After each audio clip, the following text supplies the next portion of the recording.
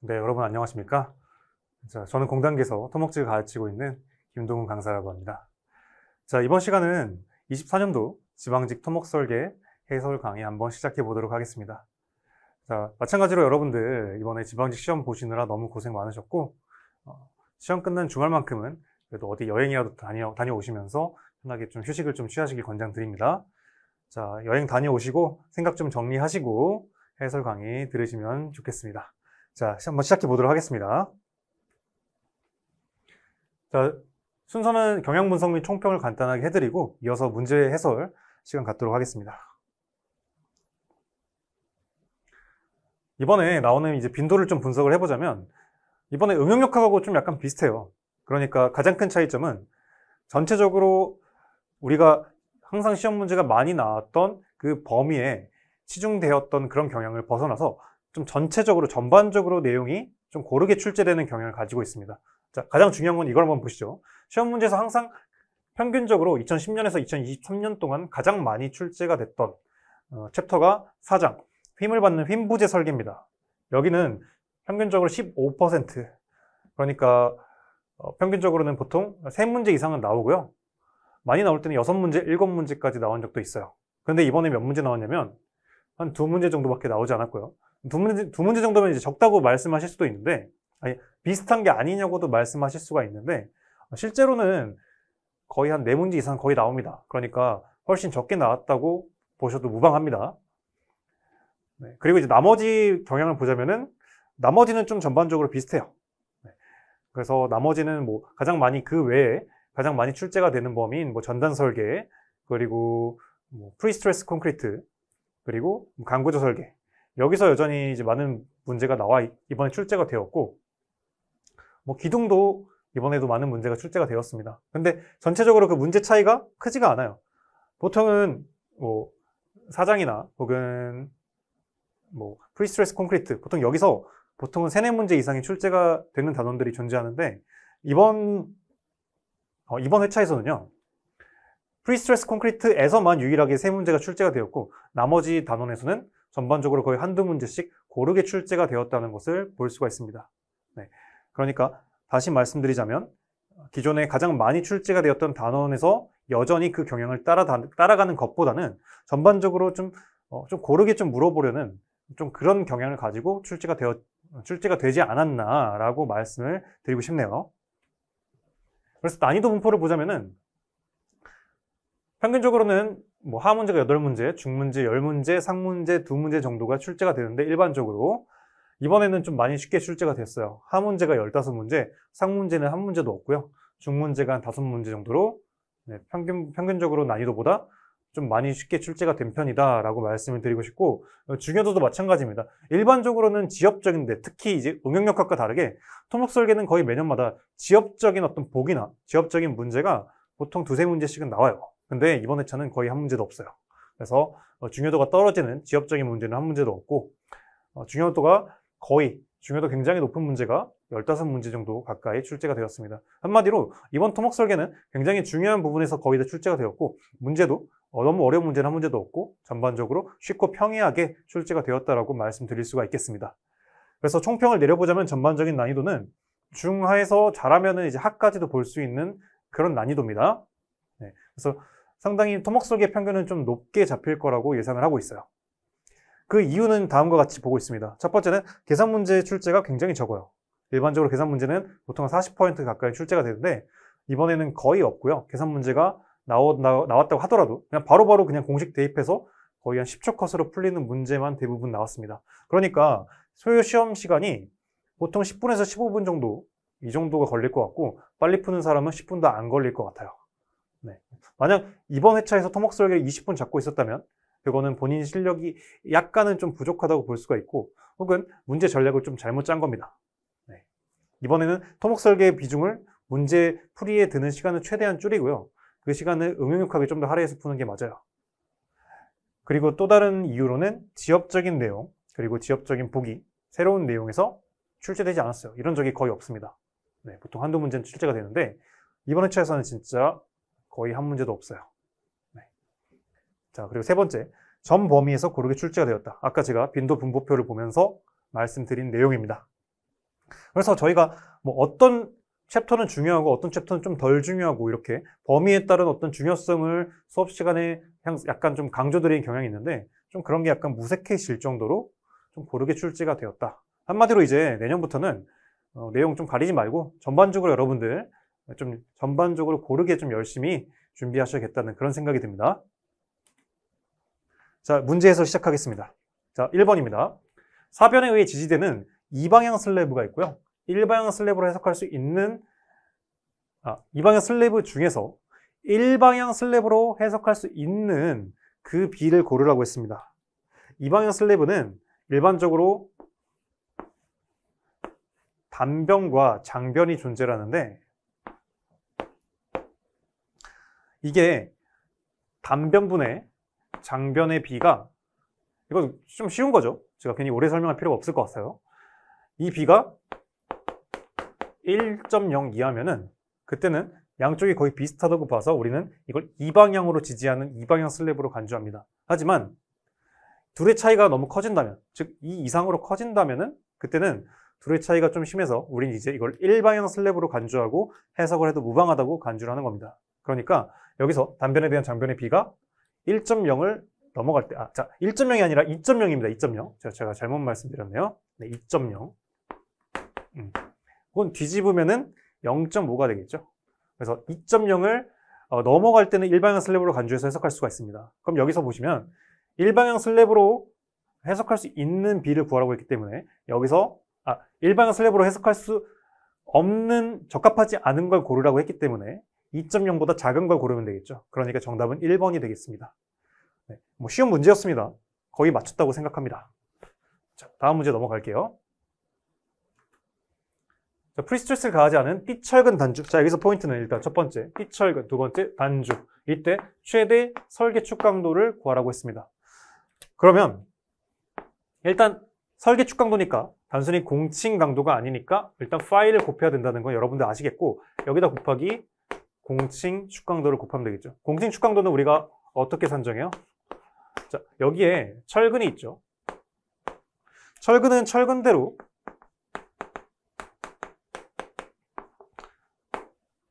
항복 응력을 발휘하고 있고, 엄밀히 말하면 압축이죠. 네, 압축으로 발휘하고 있고, 콘크리트는 또 콘크리트 나름대로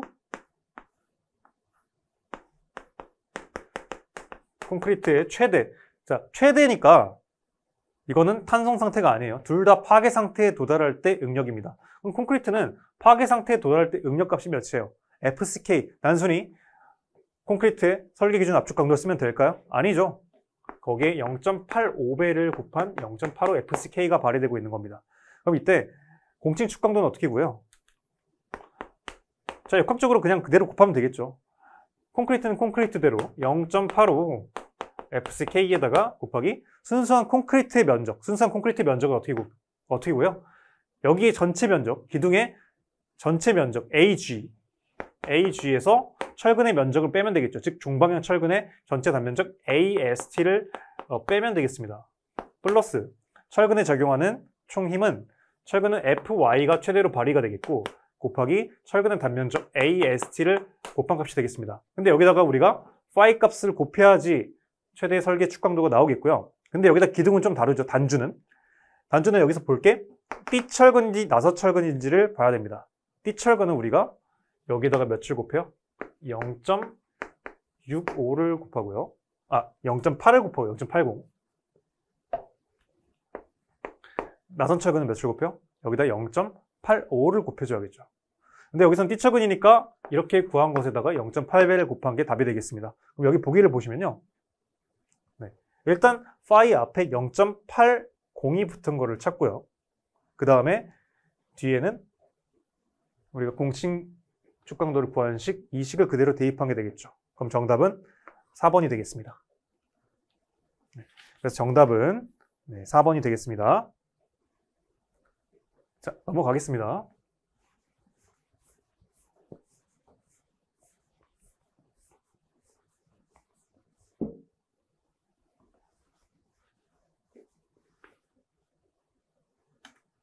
자, 3번입니다. 자, 철근 콘크리트가 효율적인 구조 재료로 쓰일 수 있는 이유 하나씩 살펴봅시다. 1번, 콘크리트는 강제에 비해 높은 압축 강도를 갖는다. 1번부터 바로 틀렸죠. 압축 강도는 철근이 훨씬 높아요. 근데 그럼에도 불구하고 콘크리트를 사용하는 이유는 이 아래와 같은 이유 때문입니다. 즉 콘크리트가 압축 강도가 더 세서 가지고 있는 게 아니에요. 자, 2번 봅시다. 콘크리트가 경화된 후에 철근과 콘크리트 사이에는 강한 부착력이 유지가 된다고 말씀을 드렸죠. 그 부착력 때문에 철근과 콘크리트는 서로 다른 재료처럼 거동하지 않고 딱 일체형으로 한 몸처럼 거동할 수 있게 되는 겁니다. 효율적인 재료로 쓰일 수 있는 첫 번째 이유. 두 번째는 콘크리트와 철근에는 열팽창 계수가 거의 같다. 그러니까 온도가 늘어나면은 그때 얼마만큼 늘어나는지 그 비율이 척도가 열팽창 계수가 되는데, 만약 철근과 콘크리트 둘이 같이 붙어서 이루어지는 구조물인 철근 콘크리트 구조물이 만약 온도가 100도가 10도가 올라갔을 때 둘이 늘어나는 길이가 천차만별이다. 그럼 어떻게 되냐면은 철근은 이만큼 늘어났는데 콘크리트는 이만큼밖에 안 늘어났어요. 열팽창 계수 차이가 굉장히 심하다면. 그러면 둘은 서로 이 부착력에 의해서 서로 맞춰지려 합니다. 그러면은 뭐가 발생하냐면은 가운데쯤으로 맞춰지겠죠. 그러면서 이거는 추가적인 인장력, 이건 추가적인 압축력. 한마디로 열팽창 계수가 달라버린다면 둘 사이의 온도 변화에 의해서 추가적인 응력이 발생해버리게 돼요. 그럼 추가적인 응력이 발생하면 훨씬 더 불안정한 구조물이 되겠죠. 그거는 효율성을 저해합니다. 근데 효율성이 유지가 된다는 것은 둘이 늘어나는 길이가, 즉 늘어나는 비율, 열팽창 계수가 거의 같기 때문에 온도가 증가하거나 감소해도 둘이 거의 비슷하게 늘어나기 때문에 온도 변화에 의한 추가적인 응력이 거의 발생하지 않는다. 그러니까 둘은 좀 더 효과적으로 한 몸처럼 거동할 수 있다. 이렇게 말씀드릴 수가 있겠습니다. 자, 4번. 콘크리트는 철근을 부식과 화재로부터 보호한다. 맞는 말이죠. 그러니까 콘크리트가 높은 압축 강도 같기 때문에 사용하는 게 아니라 자, 부식이나 그리고 불로부터 훨씬 강합니다. 그래서 철근 주위를 둘러싸면서 불이나 그리고 부식으로부터 보호해주는 역할을 하기 때문에 철근 콘크리트라는 구조물은 효율적으로 쓰일 수가 있다는 겁니다. 자, 다음 봅니다. 자, 이건 여러분들 필수 암기사항이죠. 자, 강도 설계법에 의해서 우리가 적용하는 강도 감소 계수, 이건 여러분들 다 외우고 계셔야 됩니다. 그래서 교재에 있는데 지금 약간 화질이 좀 잘 안 보이긴 하는데 아무튼 여기 있는 표 여러분들 다 외우셔야겠죠. 여기서 보시면은 일단 압축지배 단면일 때는 자, 이걸 구분해서 하셔야겠죠. 나선 철근인지 혹은 띠철근으로 둘러싸여 있는 기둥인지에 따라 강도 감소 계수가 다릅니다. 나선 철근일 때는 0.70을 쓰고 띠철근으로 둘러싸인 기둥은 0.65를 씁니다. 여기서 보시면은 근데 나선 철근으로 보강된 압축지배 단면임에도 불구하고 여기 보기는 0.65가 써져 있죠. 나선 철근 아까 0.70이라고 했는데 그러니까 틀린 게 2번이 되겠죠. 인장 지배단면 0.85 쓰고요. 전단력에 대한 설계, 비틀림에 대한 설계 0.75 쓰는 거 똑같고 0.75 쓰는 거 맞고요. 포스트텐션 정착구역은 0.85 쓰는 거 제가 외우라고 말씀드렸고 모의고사에도 출제한 적이 있습니다. 최근에. 자, 5번입니다. 자, 철근의 정착에 대한 설명입니다. 자, 인장 이형철근 먼저 봅시다. 정착 길이는 기본 정착 길이에다가 보정 계수를 고려하는 방법인데 이거는 인장이든 압축이든 뭐 갈고리든 똑같죠. 기본적인 원리는 맞는데 그때 자, 정착 길이의 최소 지켜야 되는 이 정도 이상은 우리가 넣어야 되는 그 최소 길이는 여러분들이 반드시 암기하고 계셔야 된다고 말씀드렸습니다. 네, 그래서 인장 이형철근은 그게 몇이죠? 300mm 맞습니다. 근데 여기서 보시면 문제 함정이 이거예요. 기본이에요, 기본. 이 300mm 이상이어야 되는 기준은 기본 정착 길이가 아니라 기본 정착 길이의 보정 계수까지 곱한 최종적으로 산정이 된 정착 길이에 해당하는 얘기입니다. 수업 시간에 강조 드렸습니다. 근데 여기서는 기본 정착 길이가 이렇게 넘어야 된다고 나왔으니까 틀린 내용입니다. 기본 정착 길이는 이걸 안 넘어도 돼요. 네, 보정 계수를 곱해서 넘기면 됩니다. 그래서 아무튼 1번은 틀렸다. 자, 2번. 답은 1번이죠. 2번. 인장 이형철근의 정착 길이에 대한 보정 계수는 배근 위치, 철근 표면 도막 여부 등의 조건에 따라 정한다. 자, 이거는 여러분들이 서머리만 외우지 않고 저희 뭐 수업을 좀 더 자세히 들었으면 아실 테고 서머리도 심지어 제가 인장 이형철근은 좀 이거 정도는 외워라. 좀 보정 계수는 이 정도는 좀 알고 있으면 좋겠다라고 제가 말씀드리겠습니다. 서머리도 약간 있긴 합니다. 그래서 거기 보시면은 대략적으로 이런 게 있어요.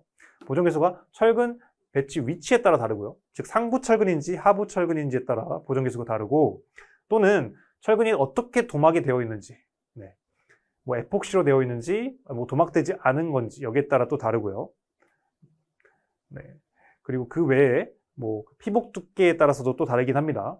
그래서 2번은 맞는 말이고, 자, 3번. 동일 조건에서 D19, D22 이상 여기에 따라서 보정계수가 다르다. 다른 건 알겠는데 19 이하가 보정계수가 어때요? 더 작다. 자, 이거는 여러분들 서머리에는 없고 제 수업을 들으시면 아실 수가 있는데 이 내용입니다. 그래서 일반적으로 이제 피복 두께 관련된 내용인데 D19 이하일 때는 보정계수가 어때요? 0.8이라면 D22 이상일 때는 그냥 1이죠. 그러니까 이게 더 크죠. 상식적으로 생각해 봐도 여러분들이 알 수가 있습니다. 이걸 몰라도 여러분들 일단 1번 보기를 보고 맞출 수가 있어야 되고, 3번 보기는 여러분들이 아까 그 표를 몰라도 일반적으로 상식적으로 약간 생각을 해볼 수가 있습니다.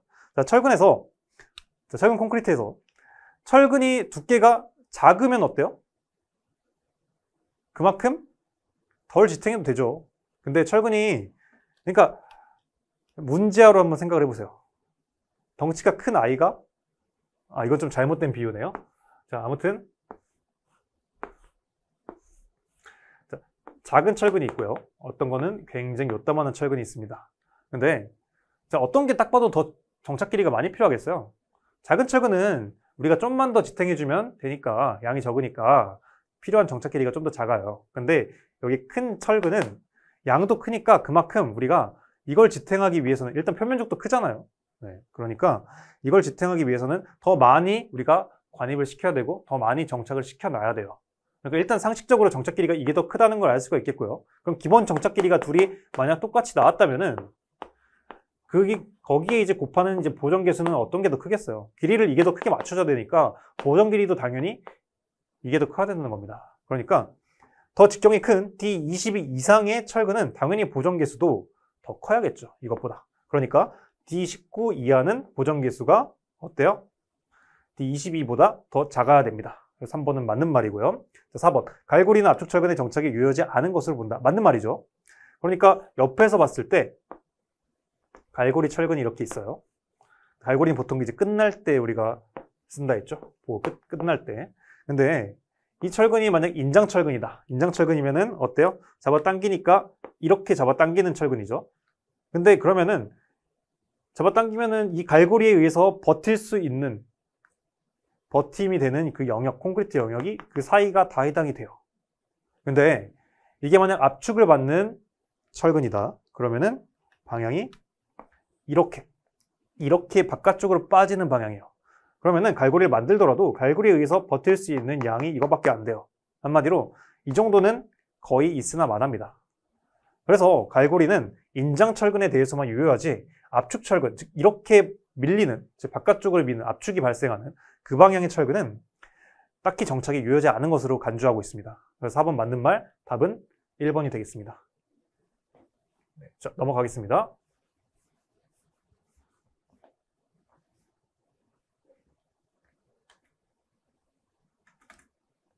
자, 6번. 균열을 제어하는 방법입니다. 자, 1번 봅시다. 수밀성이 요구되는 구조는 적절한 방법에 의해서 아무튼 균열에 대해서 검토를 해야 되고, 그리고 소요 수밀성을 갖도록 허용 균열폭을 설정해서 검토할 수 있어야 된다. 이거는 상식적으로 생각을 해도 맞는 말입니다. 자, 수밀성이 뭐예요? 그러니까 물이 들어오지 않도록 빽빽해야 되는 그런 성질입니다. 근데 여기서 특별히 더 요구된다 했죠? 특별히 더 요구된다는 것은 무슨 뜻이냐면, 예를 들면 뭐 수영장이나 혹은 뭐 댐같이 물이 훨씬 더 많이 들어올 수 있어서 그만큼 훨씬 더 우리가 빽빽하게, 물이 더 안 들어오도록 훨씬 더 빽빽하게 설계를 해야 되는 그런 구조물입니다. 그럴 때는 당연히 조그만 균열에도 우리가 더 신경을 많이 써야겠죠. 그러니까 이렇게 특별히 수밀성이 더 많이 요구되는 조건에서는 균열에 대해서 더 각별히 검토를 해야 되고요. 이 경우에는 당연히 우리가 더 높은 정도의 수밀성을 갖도록 허용 균열폭도 설정해서 검토를 해야 된다는 말입니다. 그러니까 1번은 맞는 말이겠죠. 2번, 미관이 중요한 구조는 미관상의 허용 균열폭을 설정해서 검토를 해야 됩니다. 이것도 맞는 말이죠. 예를 들면 우리가 기껏 예쁘게 지어오는 그런 어떤 구조물이 있는데, 그런 구조물은 어떻겠어요? 조그만 균열이 가도 굉장히 눈에 띄고 굉장히 그 외관이 저해됩니다. 그러니까 이 미관이 중요한 구조물일수록 이 작은 균열도 허용이 되지 않게끔 해야 되고요. 따라서 그만큼 거기에 맞는 허용 균열폭을 설정해서 더욱더 면밀히 균열을 검토를 해야 될 필요가 있습니다. 자, 3번. 하중에 의해서 균열을 제어하기 위해서는 필요한 철근 외에도 온도 변화, 건조 수축 등에 의한 균열을 제어하기 위해서 추가 보강 철근을 배치해야 된다. 당연한 얘기죠. 그러니까 온도 철근 혹은 어때요? 건조 수축에 대한 철근. 이거 우리가 여기에 관련된 규정도 다 배웠죠. 그게 다 이런 걸 대비하기 위해서 필요한 추가 철근을 우리가 알아야 되기 때문입니다. 자, 4번. 균열 제어를 위한 철근은 필요로 하는 부재 단면의 주변에 분산시켜서 배치해야 되는 건 맞는데, 그러니까 최대한 철근은 균열을 제어하기 위한 철근은 분산시켜서 배치해야 되는 건 맞아요. 여기까지는 맞아요. 근데 이때 철근의 지름은 가능한 한 작게, 철근의 간격은 가능한 한 넓게 해야 된다. 자, 여기서 뭐가 틀렸을까요? 둘 다 약간 좀 애매합니다. 일단은 여러분들 이런 말이 있죠. 철근은 하나의 큰 철근보다는 이것보다는 동일한 면적을 좀 더 나눠서 잘게 쪼개서 하는 건 맞습니다. 이게 좀 더 효과적이긴 해요. 균열 제어를 하는데. 그러니까 지름을 작게 하는 게 좀 더 좋긴 합니다. 근데 그렇다고 무턱대고 가능한 한 작게 하냐? 그것도 아닙니다. 또 최소로 필요한 그런 요구 조건도 있어요. 그래서 일단 가능한 한 작게, 그러니까 가능한 한 작게 맞겠죠. 그 요구 조건을 만족하는 가능선에서 작게 하니까 이건 맞는데, 가능한 한 넓게는 틀렸어요. 철근의 간격은 충분히 어느 정도 촘촘해야 됩니다. 너무 넓어지면 안 돼요. 그래서 가능한 한 넓기가 틀렸어요. 그래서 정답은 4번이 되겠습니다. 자, 다음 문제 넘어갑니다. 자, 휨 모멘트를 받을 때 부재 콘크리트의 압축이 없는 극한 변형률. 너무 쉬운 문제죠? 여러분들 기본적으로 알고 있어야 됩니다. 극한 변형률은 FCK 값에 따라 달라지는데, FCK 값이 40 이하일 때는 어떤 값이라고요? 0.0033. 이거는 굳이 더 설명할 필요가 없죠. 네, 그래서 딱 40이니까 0.0033을 씁니다. 근데 FCK가 만약 이것보다 커진다면 그때는 극한 변형률이 좀 더 작아지게 돼요. 네, 근데 아무튼 거기는 우리가 외우지 않은 범위니까 넘어간다 치고 여기서는 40이기 때문에 답은 4번이 되겠습니다. 자, 넘어가겠습니다. 이 정도로 이번 문제가 좀 쉽게 나왔어요. 네, 이런 문제가 꽤 많아요. 자, 8번 봅시다. 자, 일방향 슬래브에서 수축 온도 철근에 대한 규정입니다. 자, 1번 봅시다. 콘크리트 전체 단면적에 대한 수축 온도 철근 단면적의 비를 얘기합니다. 맞습니다. 그러니까 무슨 뜻이냐면, 자, 콘크리트 단면이 이렇게 있어요. 그때 수축 온도 철근이 이렇게 있겠죠. 그때 수축 온도 철근 비는 뭐냐면, 여기에 단면적이 있고 전체 단면적 AG가 있겠죠. 그래서 AG분의 순수한 수축 온도 철근의 단면적의 비가 되겠습니다. 네. 한마디로 포인트는 단면적의 비예요. 질량의 비가 아닙니다. 1번 맞는 말. 2번 수축 온도 철근은 설계 기준 항복 강도를 발휘할 수 있도록 정착되어야 된다. 이거는 수축 온도 철근뿐만 아니라 배력 철근이든 휨 철근이든 모든 철근에 대해서 성립이 되는 얘기입니다. 그러니까 아직 이 철근이 항복 강도에 도달하지 않고 아직 제 능력을 발휘하기 전인데 콘크리트가 깨지거나 구조물이 파괴되면 이 구조물은 효과적이겠어요? 효과적이지 않겠어요? 효과적이지 않겠죠. 항상 철근이 먼저 항복 상태에 충분히 도달한 상태에서 그 이후에 파괴되는 게 효과적인 구조물이고, 따라서 우리는 이건 기본적인 원리이기 때문에 마찬가지로 수축 온도 철근도 이 철근이 먼저 항복 상태에 도달하고 나서 그 다음에 구조물이 파괴되도록 해야 됩니다. 그러니까 충분히 이 항복 강도를 발휘할 수 있도록 설계해야 되고 여기에 맞춰서 정착시키는 게 맞습니다. 2번 맞는 말이고요. 자, 3번. 수축 온도 철근의 간격은 슬래브 두께의 3배 또한 500mm 이하로 해야 된다. 이거 맞아요? 이거 여러분들 꼭 외워야 되는 거죠. 제가 서머리에서도 여러 번 강조한 부분입니다. 몇 배예요? 봅시다. 수축 온도 철근의 간격은 슬래브 두께 5배 혹은 450mm 둘 중에 작은 값 이하로 해야 됩니다. 즉 5배 450mm. 그러니까 틀렸죠. 바로 3번이 틀린 거 알 수가 있겠고요.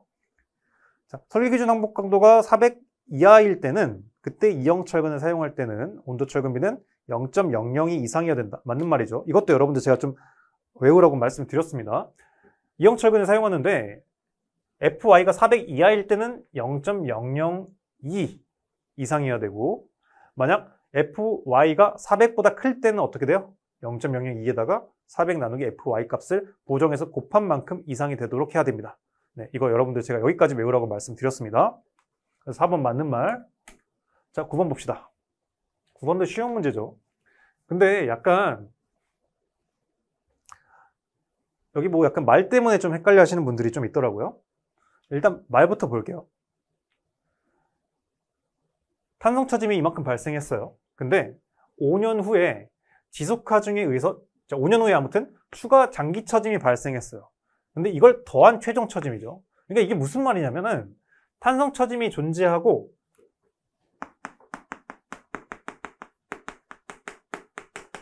그리고 5년 후니까 이 이후에 발생하는 추가 장기차짐을 여기다가 더하라는 겁니다. 이게 바로 최종 처짐이 되겠죠.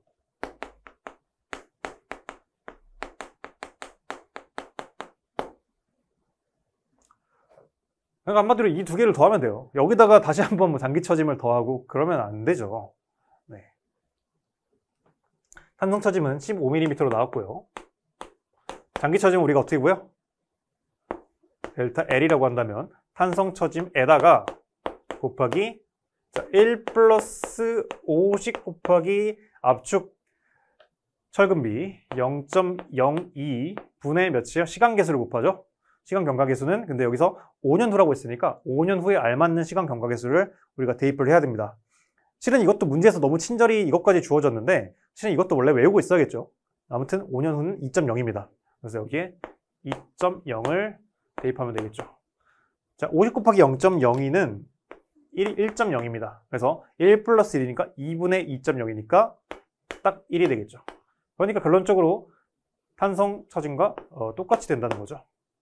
그러니까 결국 장기 처짐은 탄성 처짐과 똑같다. 즉 여기도 15mm. 그러니까 두 개를 더하면은 30mm가 되겠죠. 정답은 3번이 되겠습니다. 네. 자, 지우개수 넘어가겠습니다.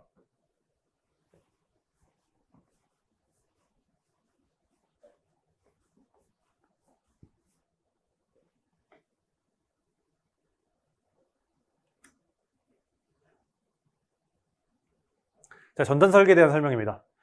전단력이 적용하는 부재의 단면은 기본적으로 설계 전단 강도가 개수 전단력 이상이 되도록 설계해야 된다. 이건 기본적인 강도 설계법식이죠. 강도 설계법식이 어떻게 돼요? 개수 전단력보다 그 구조물이 버틸 수 있는 설계 전단 강도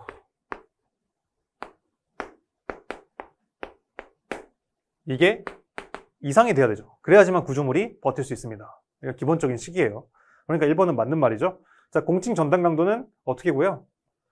근데 이 공칭 전단 강도는 콘크리트가 버틸 수 있는 전단 강도가 있고요. 철근이 버틸 수 있는 전단 강도가 있고 그 두 개를 더한 값이 되겠습니다. 그래서 VC 플러스 VS가 되겠죠.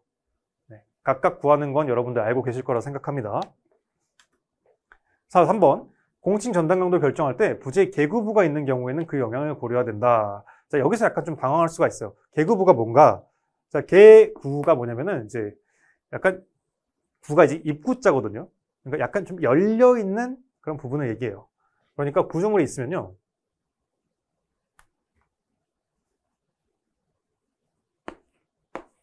목적에 따라서 이 계구부가 있다는 거는 이렇게 약간 일부 이렇게 파여 있는 홈이 있는 이 부분을 얘기합니다. 그러면은 여기에 이쪽 단면에 공칭 전단 강도랑 여기 단면의 전단 강도는 당연히 다르겠죠. 왜냐하면 콘크리트 양이 다르니까. 높이도 다르고요. 그래서 계구부가 있는 경우에는 당연히 그 영향을 고려를 해야 됩니다. 네, 3번은 맞는 말입니다. 자, 4번. 개수 전단력이 콘크리트에 의한 설계가 전단 강도 파이 vs의 2분의 1 이하인 횡부지에서는 최소 전단 철근을 배치해야 된다. 이건 뭐예요? 최소 전단 철근량 규정이죠. 만약 VU가요. 우리는 웬만하면은 전단 철근을 배치를 해야 되는데 언제 배치해요? VU가 파이 VC 콘크리트만으로 버틸 수 있는 전단 강도에다가 자, 강도 감소 계수를 곱한 값 여기에 2분의 1배 이것보다만 이상이어도 그때부터 이제 우리는 최소 전단 철근은 배치를 해야 된다. 그러니까 파이 VC보다는 작아도 여전히 작아도 여기에 2분의 1배만 돼도 우리는 최소 그래도 전단철근을 배치를 해야 된다는 게 기본적인 최소 전단철근량 규정입니다. 근데 여기는 어때요? VU가 이것보다 이하일 때예요. 네, 그러니까 이것보다 큰 게 아니라 이것보다 이하일 때. 이때는 어때요? 반대니까 이때는 최소한의 전단철근도 필요하지 않은 상태입니다. 네, 그러니까 이때는 최소 전단철근을 배치하지 않아도 됩니다. 그래서 틀린 건 4번이 되겠죠. 네. 자, 다음 문제 넘어가겠습니다.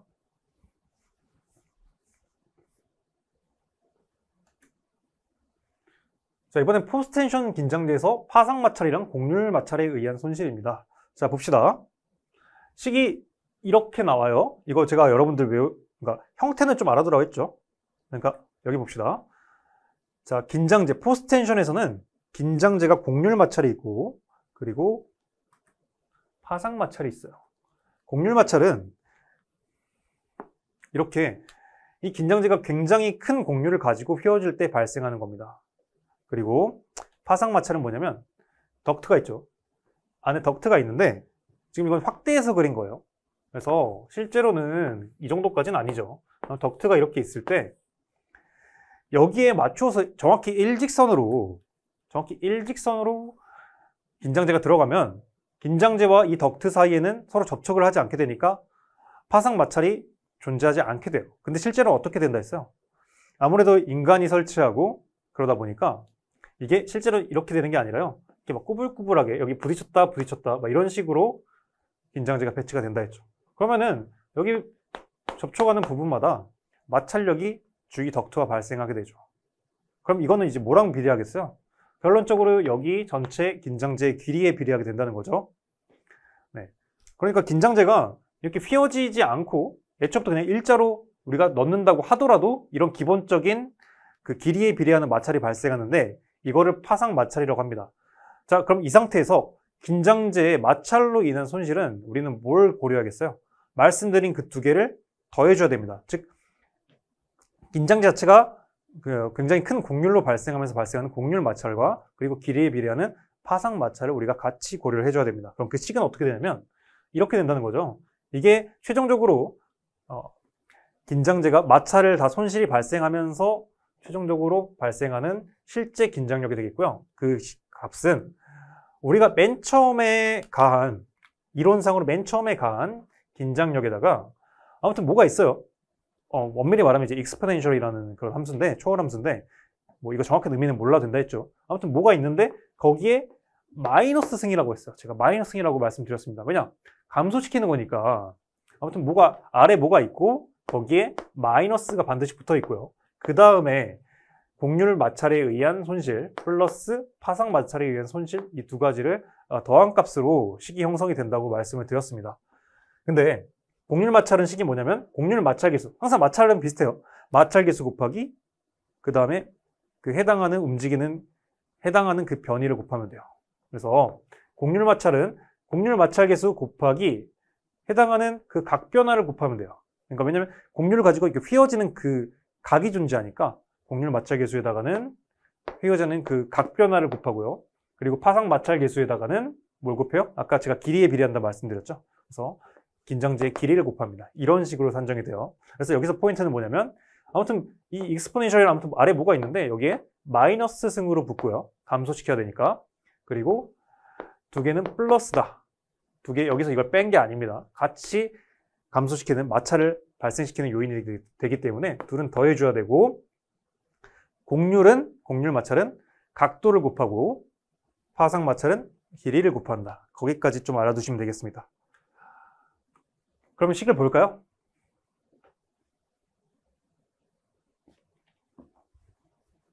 자, 식을 보시면 자, 형태 똑같죠? 우리가 맨 처음에 이론상으로 간 긴장단에서 그러니까 끝부분 우리가 맨 처음에 정착시킨 여기는 일단 이론상으로 100% 전달이 돼요. 근데 이 마찰을 겪어가면서 점점 감소가 된다는 거죠. 네. 그래서 여기 곱하기 아무튼 아래 2가 있죠. 그러니까 아무튼 아래 뭐가 있어요? 거기에 위에 이 승수를 곱한다는 거예요. 이 승수가 아까 뭐라고 했어요? 감소하니까 일단 앞에 마이너스가 무조건 붙고요.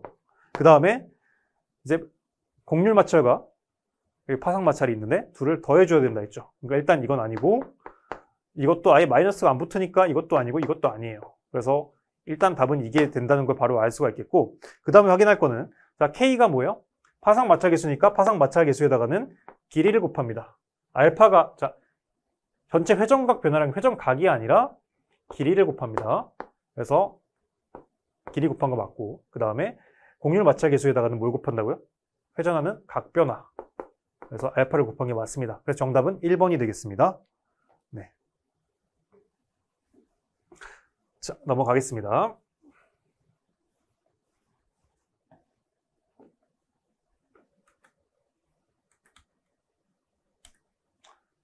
자, 이번에는 수직 스트럽에 의한 공칭 전단 강도를 구하라고 했어요. 공칭 전단 강도는 여러 가지로 구할 수가 있는데, 여기서 보듯이 수직 스트럽의 간격이 나왔다, 그리고 보의 깊이가 나왔다면 우리는 계산식을 통해서 구할 수가 있습니다. 이건 여러분들 꼭 알고 있어야 되는 그런 식이 되겠죠. 이 식을 통해서 바로 구할 수가 있습니다. 자, AS는 철근의 단면적.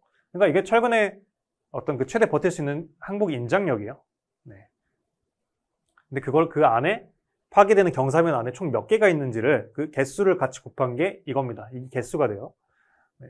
그래서 이것을 그대로 대입해서 계산해보면, 자, 전단철근의 전체 단면적 AV, 그러니까 AS는 AV랑 똑같아요.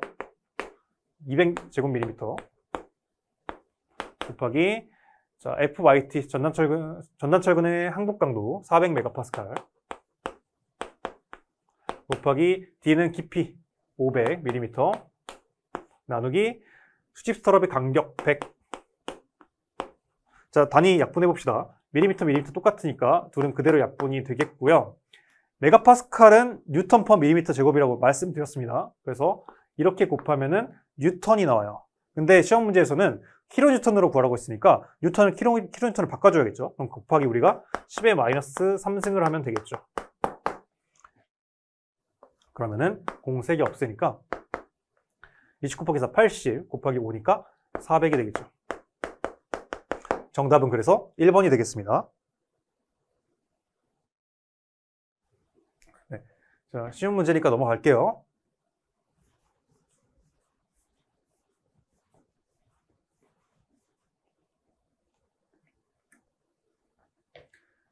자, 이번에는 강구조 문제입니다. 13번. 자, 여기서 보시면 총 단면의 항복 한계 상태에 대한, 그러니까 여기서 공칭 인장 강도를 구하라고 했어요. 자, 이거 제가 모의고사에서도 좀 강조한 내용이죠. 강구조에서 충분히 계산 문제로 나올 수 있다. 근데 저는 좀 더 업그레이드 시켜서 냈죠. 보시면은, 자, 강구조는 인장제에 대해서 크게 두 가지로 항복할 수가 있습니다. 첫 번째는 항복 상태로 파괴될 수가 있고요. 두 번째는 그냥 구조물 자체가 그냥 파괴되듯이 파단 상태에 걸쳐서 파괴될 수가 있어요. 그래서 우리는 그 두 가지 모드에 대한 강도를 계산한 다음에 둘 중에 어떤 값을 써야 돼요?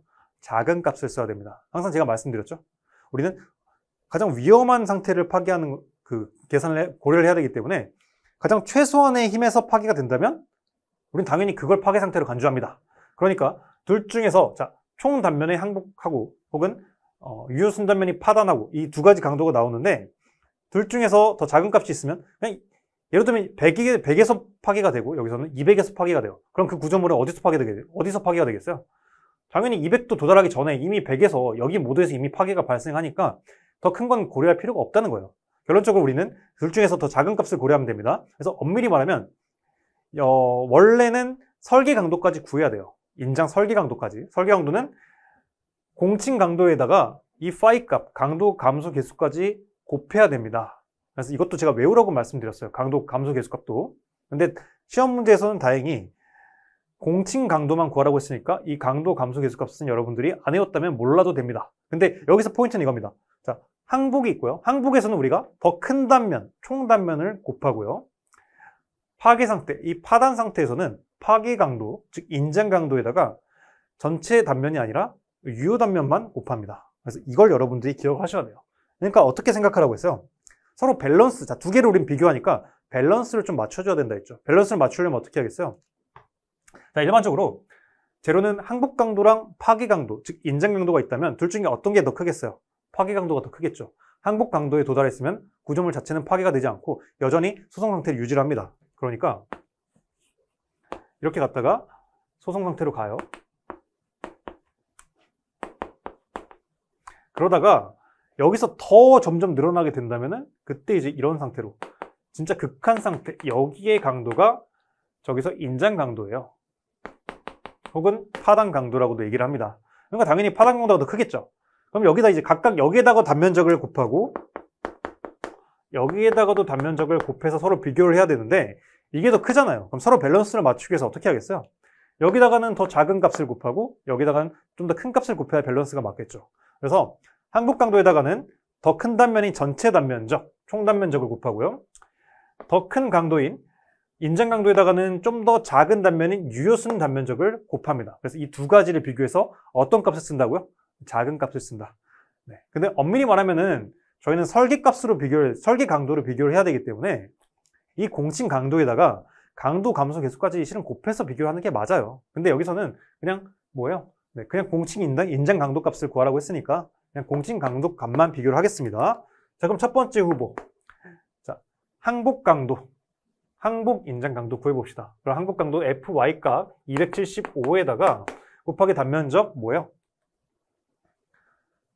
자, 총 단면적 큰 값을 곱하라고 했죠. 10. 두 번째 후복은 파단 강도. 자, 그럼 인장 강도 410에다가 곱하기 이번엔 좀 더 작은 단면적 유효순 단면적 8을 곱해야 됩니다. 자, 여러분들 여기서 둘 중에 누가 커요? 이거 일일이 여러분들 계산해 볼 거예요? 뭐 계산하셔도 나쁘진 않지만 좀 더 시간을 단축하기 위해서 어떻게 한다 했어요? 이거는 이거는 이것끼리 서로 비교를 하라고 했습니다. 자, 8에서 10 늘어난 게 클 것 같아요. 275에서 410을 늘어난 게 클 것 같아요. 딱 봐도 이게 훨씬 더 많이 늘어난 게 보이죠? 이것보다. 그러니까 여기가 더 많이 늘어났으니까 답은 이게 아무튼 더 최종적으로 크게 나온다는 거죠. 그래서 여러분들이 이제 그럼 여기서 실수를 많이 합니다.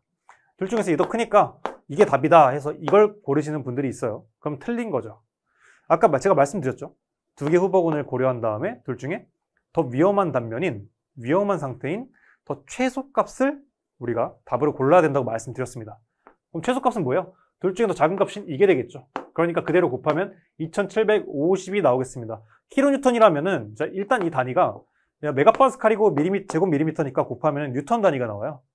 근데 답이 만약 킬로뉴턴을 요구했다면 여기다 곱하기 10의 마이너스 3승을 해야 되는데 시험 문제는 뉴턴 단위로 바로 구하라고 했으니까 그대로 곱한 값인 2750이 그대로 답이 되겠습니다. 그럼 정답은 몇이에요? 네, 3번이 되겠죠. 자, 넘어가겠습니다.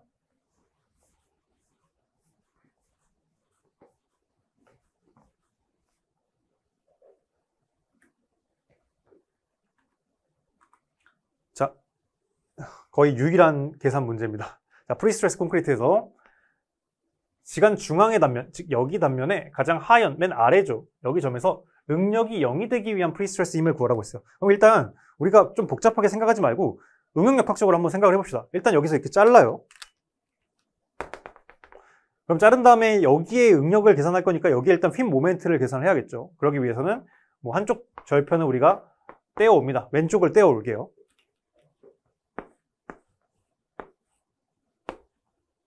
뭐 앞도 여기 뭐 하중 있고 뭐 여러 가지 있겠죠. 그럼 이제 우리는 이걸 최종적으로 어떻게 바꿔야 돼요? 이 단면의 중앙에 하중을 옮기고 여기에 여러 가지 발생한 추가적인 모멘트까지 다 고려를 해야겠죠. 그럼 자, 이렇게 두 개만 작용한다고 했을 때 여기 아래점의 응력 구할 수 있을까요? 구할 수 있죠. 시그마 T 바텀 몇이 돼요? 자, 모멘트가 이 방향으로 발생하니까 여기에 의해서 인장 응력이 발생하겠고 그 값은 n 곱하기 직사각형 단면에서 가장 최외단에 발생하는 응력이니까 6 나누기 자, BH의 제곱이 되겠고요. 반면에 축하중 P에 의해서 긴장제에 의해서 압축 응력이 발생하죠. 그러니까 여기 빼기를 해야겠죠. 그래서 P 나누기 단면적 BH가 되겠는데 이게 몇이 된다고요? 문제에서 0이 되기 위한 조건을 구하라고 했어요. 그럼 우리는 이 상태에서 이 모멘트 값을 먼저 구할 수가 있다는 겁니다. 그럼 우리가 옆으로 넘겨볼게요. 근데 여기서 BH가 약분이 되죠. BH 약분이 됩니다. 그래서 최종적으로 모멘트 곱하기 6 나누기 H는 P가 되는데요. 그때 모멘트를 구할 수가 있겠죠. 모멘트는 P 곱하기 H 나누기 6. H는 몇이요? 1.2m. 1.2m 나누기 6이 되겠습니다. 그러면 이거 우리가 약분하면은 5배죠. 그러니까 5분의 P가 된다는 거예요. 모멘트는. 그럼 이제 그 다음은 쉽죠? 이제 이걸 다시 원래대로 가져옵니다. 원래는 어떻게 돼요? 이렇게 W가 발생하고요. 80kN/m. 그리고 원래는 지금 축하중이 이 단면상에서 이렇게 발생하고 있죠. P가. 그러면 이 하중들에 의해서 이 가운데 저기 지간 중앙에서는 여기에 의해서 발생하는 모멘트를 우리가 계산할 수가 있죠. 어떻게 발생해요? 일단 이거 알고 있죠, 여러분들? 자, 단순보에서 전체 길이에 걸쳐서 W가 발생할 때 가운데에 발생하는 휙 모멘트는 몇이에요? 8분의 WL 제곱이 된다는 거 알고 있죠? 그리고 그 방향은 단면을 잘랐을 때 이 방향으로 발생합니다. 네. 8분의 WL 제곱만큼 발생해요. 그럼 8분의 W, 80 곱하기 전체 길이 10. 10의 제곱만큼 발생하고요. 그 다음에 이 축하중 P를 우리는 최종적으로 가운데로 옮겨야지 응력을 산정할 수 있다 했죠. 그래서 이거를 가운데로 옮기게 되면은 추가적으로 뭐가 발생해요? 이만큼 편심 모멘트가 발생합니다. P에 의해서 중심에 대해서 이렇게 회전하는 편심 모멘트가 발생해요. 편심 모멘트 몇이에요? P 곱하기 여기 사이에 편심을 곱하면 되겠죠. 즉 P 곱하기 0.3을 하면 되겠죠. 최종적으로 이거 두 개를 더한 값이 이 단면에 발생하는 최종적인 모멘트가 되겠어요. 그래서 모멘트는 일단 제가 이 방향을 플러스로 잡았죠. 그러니까 여기도 이걸 플러스로 잡습니다. 그래서 8분의 80 곱하기 10의 제곱. 그럼 이거는 반대 방향으로 발생하죠. 여기 가운데 이 단면의 중심을 기준으로. 그러니까 빼기를 해야겠죠. 빼기 P 곱하기 0.3. 이게 바로 최종적으로 이 단면에 발생하는 모멘트가 되는데, 아까 이때 가운데 단면에서 맨 아래의 응력이 0이 되기 위해서는 최종적으로 그 단면에 발생하는 모멘트는 몇이 돼야 된다 했어요? 5분의 P가 돼야 된다. 결론적으로 이렇게 구한 그 최종 모멘트는 몇이 돼야 된다고요? 5분의 P가 돼야 된다. 이걸 소수점으로 쓰면은 0.2P가 되겠죠. 다 끝났죠, 이제? 10 곱하면 1000. 그래서 1000은 자, 마이너스 0.3P 오른쪽 넘기면은 0.2P랑 더해져서 0.5P가 되겠죠. 그럼 최종적으로 이건 2분의 P죠. 2분의 1을 왼쪽으로 넘기면 곱하기 2로 바뀌니까 P는 2000kN이 된다는 겁니다. 정답은 그래서 2번이 되겠죠. 네. 자, 화면 정지하고 잠깐 메모하실 분은 메모하시고요. 자, 15번입니다. 옹벽입니다. 자, 부벽식 옹벽이 있는데 굉장히 많이 나오는 이제 복이죠. 질릴 때도 됐습니다. 자, 보자마자 여러분들 아셔야겠죠? 앞부벽은 어떤 보로 설계해요? 앞부벽은 직사각형보 혹은 역티형보. 뒷부벽은 어때요? T자형 보로 설계해야 된다. 자, 다시 한번 봅시다. 부벽이 이렇게 되어 있는데 삼각형으로 중간중간에 판넬이 있는 거죠. 근데 자, 이게 뒷부벽이고 이게 이쪽에 있는 게 앞부벽이에요. 근데 우리는 항상 뒤에서 보라 했죠. 이쪽에서 보라 했죠. 그럼 위에서 보면은 뒷부벽에 있는 게 T자형 보로 우리는 설계를 해야 되고요. 반대로 앞부벽은 어때요? 앞부벽은 이제 이쪽에 달려 있는 거예요. 그러면은 이렇게 단면을 본다면은 어때요? 자, 역티형이 되죠. 역티형. 그래서 역티형 보로 설계를 해야 됩니다. 그래서 앞부벽은 역티형, 그리고 뒷부벽은 T형 보로 설계를 해야 됩니다. 그래서 바로 1번이 틀렸죠. 자, 2번. 묵은 콘크리트 옹벽은 자중에 의해서 저항력을 발휘하는 중력식 형태로 설계해야 된다. 예, 맞는 말입니다. 자, 묵은이라는 건 뭐예요? 묵은. 없을 무자에 철근의 근자예요. 그러니까 철근이 들어있지 않은 옹벽입니다. 순석이 콘크리트로만 있으면 어때요? 철근이 없으니까 휨에 더 취약해요. 그러니까 그걸 버티기 위해서 어떻게 하겠어요? 그만큼 콘크리트의 부피를, 중량을 훨씬 늘려야 돼요. 그래서 철근이 있는 거는, 철근 콘크리트 옹벽은 막 이렇게 가느다랄 수 있는데, 철근이 없는 묵은 콘크리트 옹벽은요, 진짜 요따만 합니다. 네. 그러니까 그 자체의 무게가 굉장히 크겠죠. 그래서 이 자체의 이 중력에 의해서 버틸 수 있는 이 중력식 옹벽으로 설계를 합니다. 즉, 이러한 캔틸레버형 옹벽이 아니라는 거예요. 그래서 2번 맞는 말. 3번. 부벽식 옹벽의 전면벽은 3변 지지된 이방향 슬랩으로 설계할 수 있다. 이것도 맞는 말입니다. 자, 여기서 보시면 자, 이거를 우리가 3차원적으로 보면요. 부벽 하나 있고, 부벽 하나 있고, 아래가 막혀 있습니다. 자, 그러니까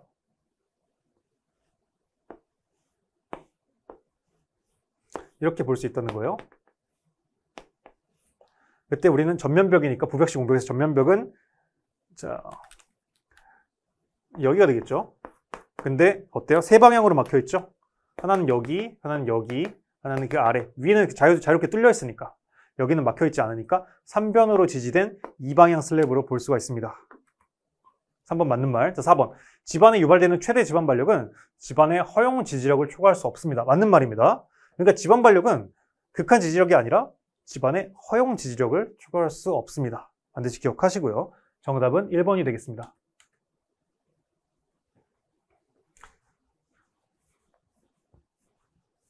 자, 다음으로 16번입니다. 이번에 기초판 설계입니다. 문제가 참 고르게 나왔죠? 공벽도 나오고 기초판도 나오고. 자, 휨 모멘트에 대한 설계 시에는 일반 기초판 또는 이방향 기초판에 대해서, 자, 정사각형 기초판에 대해서 철근의 기초판 전체 폭에 걸쳐서 균등하게 배치해야 된다. 자, 여기서 좀 실수하신 분이 많아요. 약간 이런 내용이죠. 이거 그림 기억하시나요? 그러니까 가운데는 우리가 어때요? 1 플러스 베타분의 2라는 그런 식을 써가지고 가운데는 좀 더 촘촘히 배치하고 남은 철근은 바깥에 좀 더 듬성듬성 배치한다. 이걸 생각해서 1번은 전체 폭에 걸쳐서 균등하게 배치한다는 게 틀렸다고 찍으시는 분들이 있습니다. 근데 여기서 포인트는 뭐냐면 정사각형이에요. 정사각형. 여러분들 그 교재 보시면 아시겠지만 이거는 길이가 단변과 장변이 다를 때 이렇게 하는 겁니다. 만약 두 개가 정사각형이라면 균등하게 배치해요. 그 교과서에 나와 있습니다. 제 책에도. 그래서 여기서는 정사각형인 걸 여러분들이 놓치지 않고 기억을 하셔야 됩니다. 그래서 1번은 맞는 말이에요. 2번. 말뚝기초는 우리가 설계 시에 말뚝의 반력은 말뚝의 이제 중심에 집중된다고 하고 계산해야 된다. 이거 제가 교재에서 말씀드렸죠. 그래서 말뚝 설계 시에는 반드시 그 중심에 집중이 돼서 중심에 작용한다고 생각을 하고 휨 모멘트랑 전단력을 계산합니다. 네. 자, 그 다음 3번. 기초판의 윗면부터 하분 철근까지 깊이는 직접 기초의 경우에는 100mm 이상 그리고 400mm 이상으로 해야 된다. 이게 제 교재에 없는 이번 회차에서 유일한 내용이에요. 네. 그 규정에 있습니다. 네. 철근 콘크리트 규정에 보시면은 그 앞쪽에 나와 있는데 이건 그동안 나온 적도 없고 좀 지엽적이라 생각해서 제가 뺐는데 일단 엄밀히 말씀드리면은 자 직접 기초는 몇이냐면 150이고요. 그리고 말뚝 기초는 이제 300mm 이상으로 해야 됩니다. 네, 이거는 이번에 좀 알아가셨으면 좋겠습니다. 제가 미처 제 강의에서 제 책이나 강의에서 다루지 못한 점은 이제 사과드리겠습니다. 네, 이건 제가 이제 커버하지 못한 부분이에요. 네, 그래서 아무튼 기초판, 자, 기초판 이거죠. 기초판이 이렇게 되어 있죠. 근데 윗면부터 이제 하부 철근이 있겠죠. 하부 철근까지 이 깊이가 있겠죠. 이 깊이는 직접 기초는 이렇게 직접 받는 게 이게 직접 기초예요. 하중을 이렇게 판으로 직접 땅이 있고요. 땅이 있고 직접 받는 게 직접 기초입니다. 이거는 D가 150mm 이상. 근데 말뚝 기초는 말뚝은 이렇게 되어 있는 거죠. 좀 더 길고 가늘죠. 이때는 이 철근의 깊이가 300mm 이상. 이거 좀 알고 갑시다. 네. 그동안 나온 적이 한 번도 없었어요. 처음 나온 복입니다. 자, 4번. 기초판 각 단면의 휨 모멘트는 기초판을 자른 수직면에서 수직면의 한쪽 전체 면적에 적용하는 힘에 대해서 계산해야 된다. 이건 이제 당연한 얘기입니다. 기초판이 이렇게 있으면요. 이렇게 잘라요. 그럼 그 단면적이 나오겠죠. 당연히 여기 단면적에 발생하는 이제 모든 힘을 고려하겠죠. 일부분에만 작용하는 힘을 고려하면 안 되겠죠. 그래서 모든 이쪽 전체 면적에 적용하는 힘에 대해서 휨 모멘트를 계산을 해야 됩니다. 4번은 맞는 말이에요. 그래서 여러분들이 이 문제를 3번은 실은 몰랐다고 하더라도 나머지 보기가 좀 맞으니까 맞출 수 있지 않았을까라고 생각을 하긴 합니다. 자, 다음 문제 넘어가겠습니다.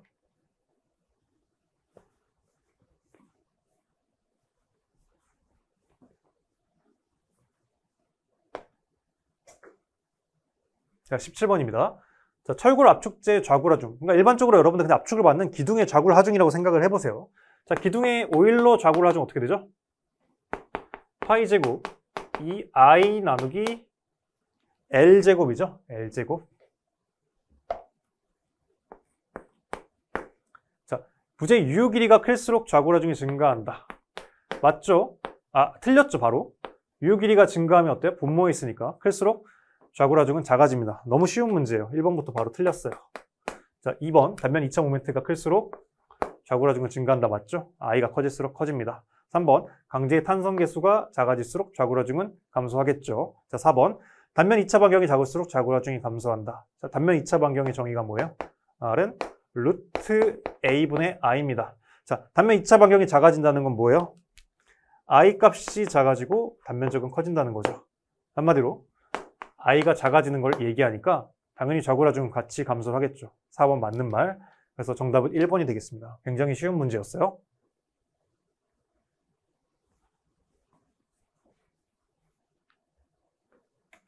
자, 18번 봅시다. 자, 단적은 직사각형 보가 공칭 힘 강도에 도달할 때 이렇게 힘 분포가 된다는 건 여러분들 이제 뭐 이미 익숙하게 아실 거라고 생각이 들고, 이때 콘크리트가 부담하는 압축력, 이걸 구하라는 문제예요. 근데 여러분들 복잡하게 생각할 필요 없습니다. 굉장히 쉬운 문제예요. 10초 컷으로 풀립니다. 자, 이렇게 평형 상태를 유지할 때 이건 뭐랑 똑같아요?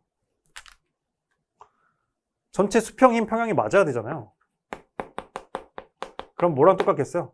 압축력, 콘크리트에 의한 압축력은 철근에 적용하는 인장력하고 똑같아야 됩니다. 그러니까 여기서는 C값 압축력을 구하라고 했으니까 우린 이것과 똑같은 인장력만 구하면 돼요. 인장력은 굉장히 단순하죠. 파괴 상태에 도달할 때, 공칭 힘 강도에 즉 도달할 때, 그때 철근은 우리는 이미 항복 상태여야 됐죠. 심지어 여기도 나왔어요. 철근의 변형률이 항복 변형률보다 크기 때문에 이미 이때 철근은 항복 응력을 받고 있는 상태입니다. 그래서 이때 철근에 적용하는 인장력을 구한다면 철근의 단면적 곱하기 철근의 항복 강도를 곱하면 되겠습니다. 철근의 전체 단면적은 1000제곱밀리미터 곱하기, 자, 철근의 설계기준 항복 강도는 350메가파스칼. 두 개를 곱하면 뉴턴 단위라고 제가 계속 말씀드렸죠. 근데 여기서는 킬로뉴턴으로 구하라고 했으니까 뉴턴 단위를 곱하기 10의 마이너스 3승을 함으로써 킬로뉴턴으로 바꿔줄 수가 있습니다. 그럼 약분되고요. 그래서 정답은 350 킬로뉴턴이 바로 나오겠습니다. 쉬운 문제였습니다. 그러니까 여러분들이 이 원리만 알고 있으면 쉽게 풀 수 있었어요. 괜히 막 뭐 중립축 찾고 막 그러면 안 됩니다. 네, 평형 방정식 막 쓰고. 정답은 그래서 4번이 되겠습니다. 자, 넘어가겠습니다.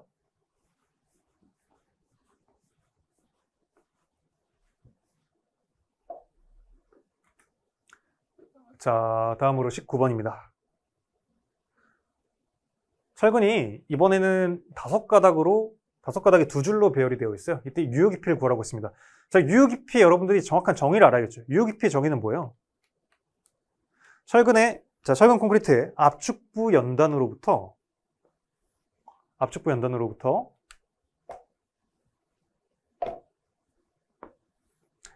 철근의 도심까지의 거리예요. 철근의 도심까지. 그게 바로 유효 깊이의 정의입니다. 그럼 일단 우리는 철근의 유효 깊이를 구해야겠죠. 철근의 유효 깊이는 쉽게 구할 수 있습니다. 철근만 떼어올게요. 철근만. 3개가 있고 2개가 있어요. 근데 각각의 단면적은 어때요? 모두 똑같죠. 네. 자, 동일한 철근 5가닥이라고 했으니까 각각의 단면적을 A라고 해봅시다. 그럼 기준을 가장 맨 아래 철근, 여기의 위치를 기준으로 이 전체 철근의 도심, 여기 C값까지 이 위치를 구할게요. 네, 이걸 제가 이제 C라고 하겠습니다. 어떻게 하면 되겠어요? 그냥 여러분들 도심 구하듯이 하면 돼요. 이거는 이 3개는 어차피 여기 기준축에 있으니까, 그러니까 이건 고려하지 않아도 되고, 자, 철근의 도심 C는 위에 있는 2개의 철근에 대한 단면 1차 모멘트를 더하고 나누기 전체 철근의 단면적을 하면 되겠죠.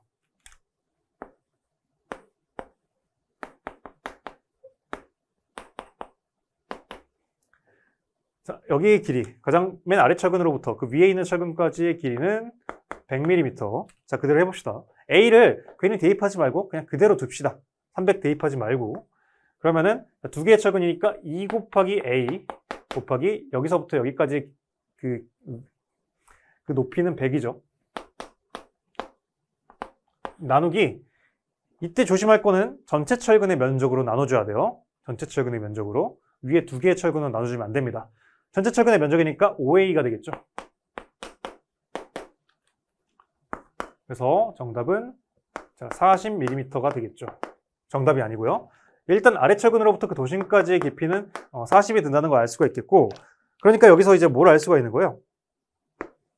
여기서부터 이 5개 철근의 도심까지의 거리가 40이라는 걸 알 수가 있어요. 그러면 우리는 이 깊이 D를 구할 수가 있겠죠. 어떻게 구해요? 자, 위의 철근으로부터 도심까지의 깊이는 그럼 몇이 되겠어요? 여기서부터 여기까지가 100이니까 100에서 이제 40을 빼면은 60이 되겠죠. 60. 60에다가 우리가 알고 있는 여기서부터 여기까지의 깊이 500을 더하면 되겠죠. 그래서 최종적으로 이 보의 유효 깊이는 500 플러스 60인 560이 되겠습니다. 정답은 3번이 되겠죠.